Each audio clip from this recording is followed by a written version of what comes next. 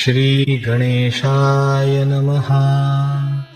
अस्य श्रीरामरक्षास्तोत्रमन्त्रस्य बुधकौशिकऋषिः श्रीसीतारामचन्द्रदेवता अनुष्टुप्छन्दः सीताशक्तिः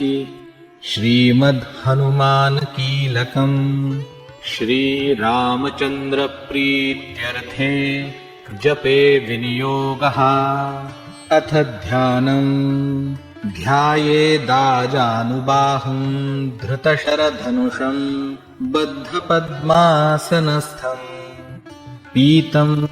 सुवसानं नवकमलदलस्पर्धिनेत्रं प्रसन्नम् वामाङ्कारूढसीतामुखकमलमिलल्लोचनं क्षीरदाभम् नानालङ्कारदीप्तं दधतमृजटां मण्डनं रामचन्द्रम् इति ध्यानम् चरितं रघुनाथस्य शतकोटिप्रविस्तरम् एकैकमक्षरं पूसां महापातकनाशनम् ध्यात्वा नीलोत्पलश्यामौ रामौ राजीवलोचनम् चानके लक्ष्मणोपेतं जटामुकुटमण्डितम् सासितूनधनुर्बाणपाणिन्नत्तञ्चरान्तकम् स्वलीलया जगत्त्रातुम् आविर्भूतमजं विभुम् रामरक्षां पठे प्राज्ञः पापघ्नीं सर्वकामदा शिरो मे राघवः पातु फालन्दशरथात्मजः कौसल्ये योदृशौ पातु विश्वामित्रप्रियश्रुते घ्राणं पातु मखत्राता मुखौ सौमित्रिवत्सलः जिह्वां विद्यानिधिः पातु कण्ठं भरतवन्दितः स्कन्धौ दिव्यायुधः पातु भुजौ भग्नेशकार्मुकः करौ सीतापतिः पातु हृदयं जामदग्नजित् मध्यं पातु खरध्वंसी नाभिं जाम्बवदाश्रयः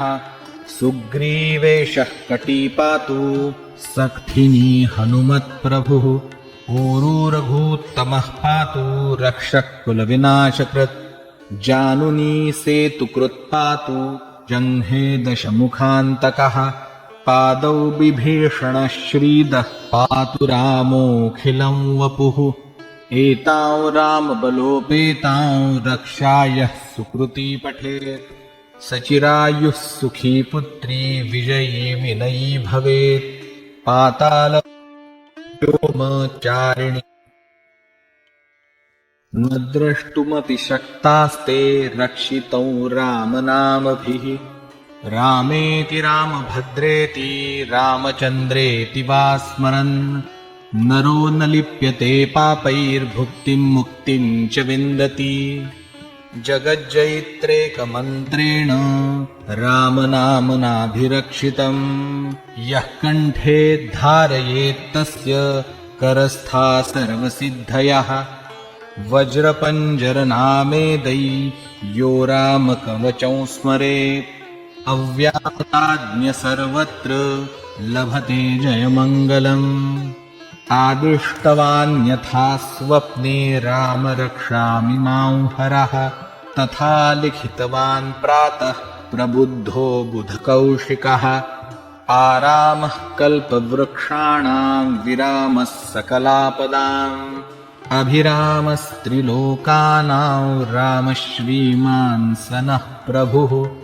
तरुणौ रूपसम्पन्नौ सुकुमारौ महाबलौ पुण्डरीकविशालाक्षौ चिरकृष्णाजिनाम्बरौ फलमूलाशिनौ दान्तौ तापसौ ब्रह्मचारिणौ पुत्रौ दशरथस्येतौ भ्रातरौ रामलक्ष्मणौ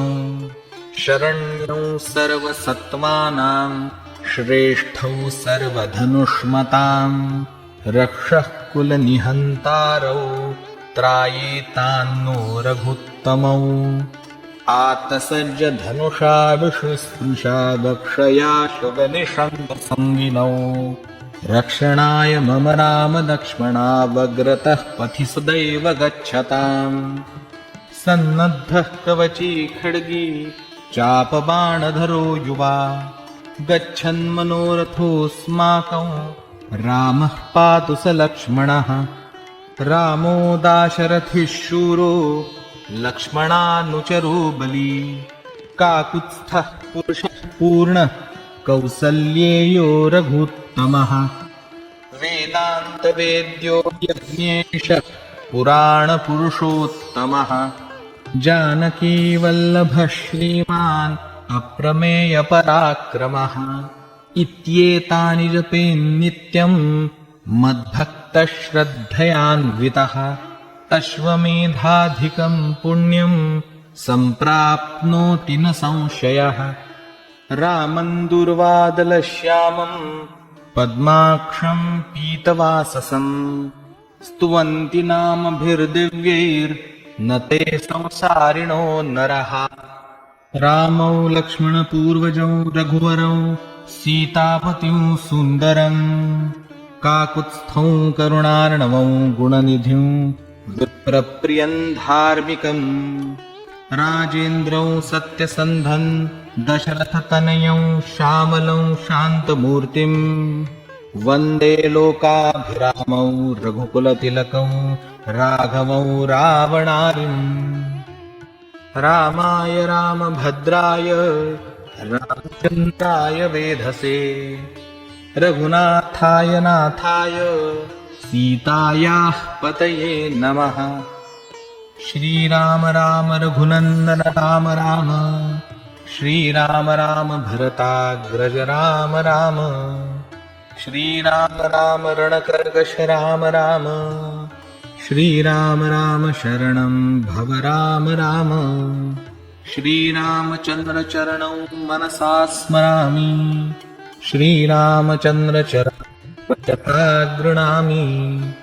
श्रीरामचन्द्र चरणौ शिरसा नमामि श्रीरामचन्द्र चरणौ शरणं प्रपद्ये माता रामो